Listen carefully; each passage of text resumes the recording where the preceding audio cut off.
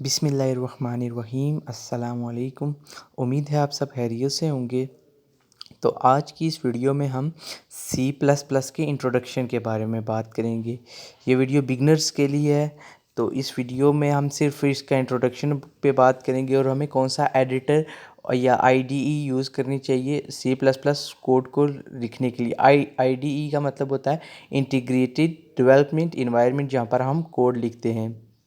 तो सबसे पहले आपने मैं आपको एक एडिटर सजेस्ट करूंगा कि आप लोग वही यूज़ करें, क्योंकि बिगनर्स के लिए वो इजी है। वी एस कोड थोड़ा सा डिफ़िकल्ट है, इसका आपको कंपाइलर भी अलग से करना पड़ता है और उसमें थोड़ा और भी सिस्टम होता है जो मतलब टाइम टेकिंग काम है, और बिगनर्स के लिए ये मतलब कि ठीक भी नहीं है। तो सबसे पहले आपने ये करना है कि एक वेब पेज ब्राउज़र अपना ओपन कर लेना है। तो वहाँ पर मैं आपको फर्दर वीडियो में नेक्स्ट स्टेप बताता हूँ। आपने यहाँ पर ब्राउज़र ओपन करके, मैंने माइक्रोसॉफ्ट एज ओपन किया, तो आपने यहाँ पर लिखना है Dev C plus plus download. जो हमने एडिटर यूज़ करना है उसका नाम है डेव। तो यहाँ पर आपने Dev C plus plus download लिखना है, और थोड़ा सा लैपटॉप पर थोड़ा टाइम लेता होता है ब्राउज़र को लोड, वेब पेज को लोड होने में, तो आपने थोड़ा सा वेट करना है।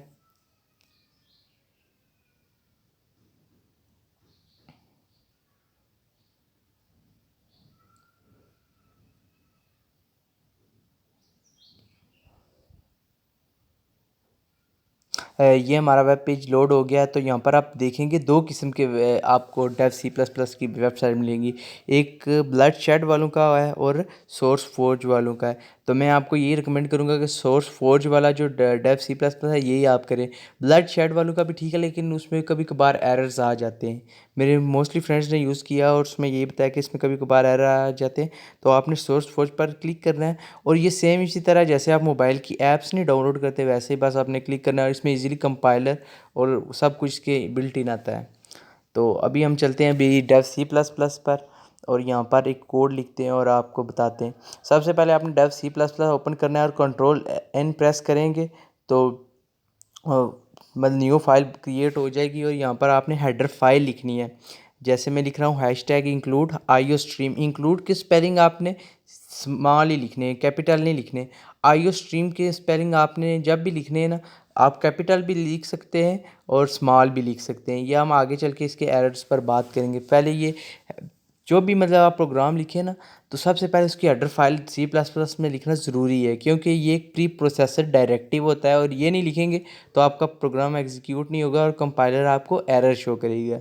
ये हमने लिख दिया है इंक्लूड आईओ स्ट्रीम, और हैश टैग आपने लाजमी पीछे डालना है, और स्पेलिंग्स की भी मिस्टेक नहीं करनी है, वरना कंपाइलर आपको एरर दे देगा।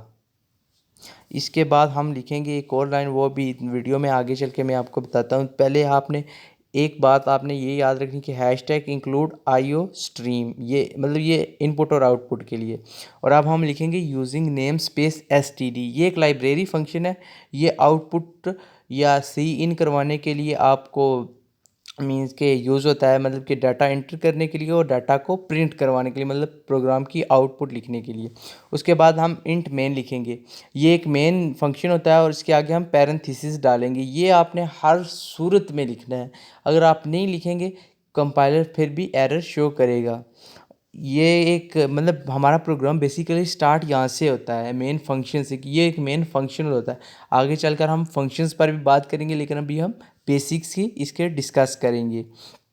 उसके बाद हम करली ब्रेसेस डालेंगे। ये देखिए डेव पर ऑटोमेटिकली करली ब्रेसेस आ जाती हैं, आप एक डालेंगे दूसरी साथ ही आ जाएगी। उसके बाद यहाँ पर हम फिलहाल प्रिंट करवाते हैं सी आउट डबल कोटेशन मार्क्स। ये जो डबल कोटेशन मार्क्स होते हैं ये एक स्ट्रिंग होती है, इसके अंदर आप कुछ भी लिख सकते हैं। स्ट्रिंग के अंदर अभी हम हेलो वर्ल्ड लिखेंगे और उसके आगे सीमी कॉलन। ये देखें यूजिंग नेम स्पेस एसटीडी के आगे भी हमने सीमी कॉलन डाला, और यहाँ पर अगर नहीं सीमी कॉलन डालेंगे तो ये प्रोग्राम हमें एरर शो कर देगा। उसके बाद फिर से हम ये देखिए सबसे पहले हमने हेडर फाइल लिखी। उसके बाद फिर आपको मैं आगे से अगला स्टेप बताता जब मैं इसे हाईलाइट करूँगा। उसके बाद हमने ये देखें यूजिंग नेम स्पेस एसटीडी, ये हर प्रोग्राम में आपने लिखनी है, चाहे आप फंक्शन यूज़ कर रहे हो, जो चीज़ मर्ज़ी यूज़ कर रहे हो ये लिखनी है। और उसके बाद इंट मेन फंक्शन, ये हमारा मेन फंक्शन होता है। उसके बाद सी आउट किस लिए यूज़ होता है? सी आउट डाटा को आउटपुट मतलब प्रिंट करवाने के लिए यूज़ होता है। और उसके बाद लेस देन वाली ब्रैकेट्स डालनी है। अभी हमने ये एक स्ट्रिंग ही प्रिंट करवानी है। तो अभी हम सबसे पहले इसको ऊपर जाइए, ये देखें F9 लिखा आ रहा है, यहाँ पर से आप कंपाइल कर सकते हैं। मैं आपको ये सजेस्ट करूँगा F11 प्रेस करेंगे तो आपकी फ़ाइल ऑटोमेटिकली कंपाइल भी हो जाएगी। और अभी मैं सबसे पहले सेव कर लेता हूँ। देखिए मैंने कुछ प्रैक्टिस भी की हुई है प्रोग्रामिंग की, तो मैं इसे प्रोग्रामिंग अपने प्रोग्रामिंग फंडामेंटल्स वाले फ़ोल्डर में ही सेव कर लेता हूँ। और इसको मैं अपना फर्स्ट का नाम दे देता हूँ यहाँ पर। ये हो गया यहाँ से फर्स्ट। और ये अब आपको प्रिंट थोड़ा सा टाइम लेगा, 3-4 सेकंड्स का, और ये ऑटोमेटिकली प्रिंट हो जाएगा। ये आप देखें हमारी डॉज में शो होगी है कि हेलो वर्ल्ड। इसके बाद हम स्ट्रिंग में कुछ चेंजिंग करते हैं। अब मैं लिखूँगा माई नेम इज़ अमार।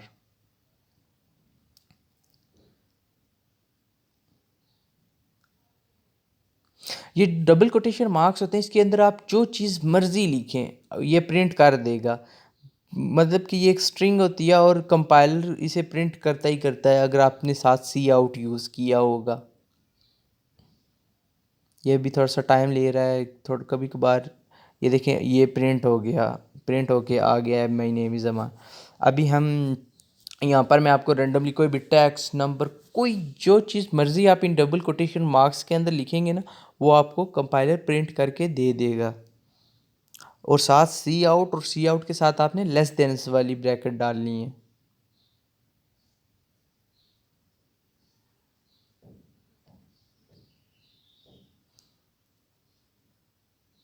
ये भी फिर भी थोड़ा सा टाइम ले रहा है। ये देखें ये भी इसने प्रिंट करके दिए मैंने कुछ भी। अब हम इसमें थोड़े से एरर्स भी डालेंगे। मैं दोबारा यहाँ पर हेलो वर्ल्ड लिख लेता हूँ।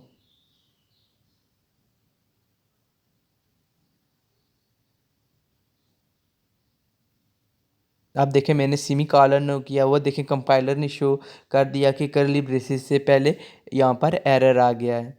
अब देखिए मैं डालूँगा ये रन हो जाएगा। F11 आपने प्रेस करना है, ये आपको ऑटोमेटिकली रन भी कर देगा और वो भी। आप देखें मैंने एक पैरेंथेसिस भी हटा दिए, देखें आगे एरर शो कर रहा है कि करली ब्रेसेस से पहले एक एरर है। ये आप देखें यहाँ पर मैंने इनको हाईलाइट भी किया है, ये एरर शो कर रहा है। अब मैंने करली ब्रेसेस डाल दिए हैं, ये अब चलेगा कोड। अब हम इसकी हेडर फाइल में चेंजिंग करके देखते हैं। ये आप देखें मैंने इंक्लूड को बड़ा करके लिखा है, ये एरर शो करेगा।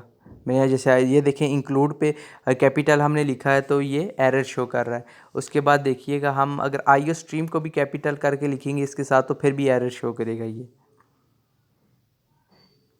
एक बात आपने याद रखनी है, ये एक C++ एक केस सेंसिटिव लैंग्वेज है। अगर आपने कैपिटल मतलब मीन्स कि वो आगे हम चलकर इस पर मज़ीद बात करेंगे, ये भी यहाँ पर नहीं, बस ये आप याद रखें कि ये केस सेंसिटिव लैंग्वेज है।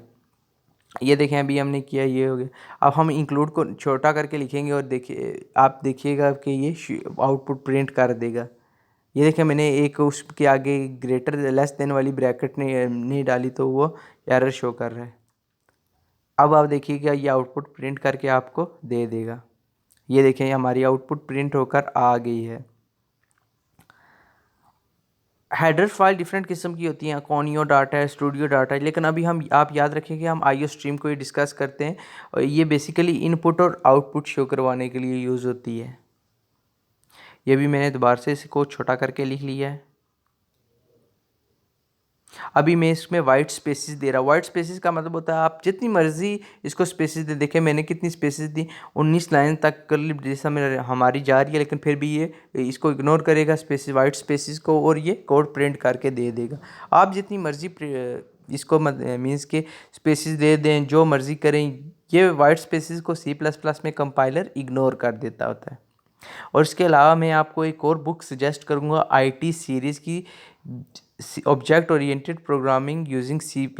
वो वाली बुक आप ले लें, 500 रुपये की मिलती है और उसमें बहुत अच्छे तरीके से हर चीज़ एक्सप्लेन की गई है।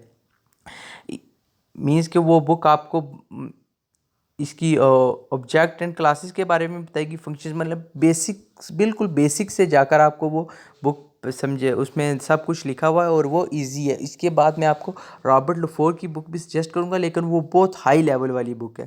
तो आज की वीडियो यहीं तक थी। मेरे चैनल को लाइक करें, शेयर करें और सब्सक्राइब करें।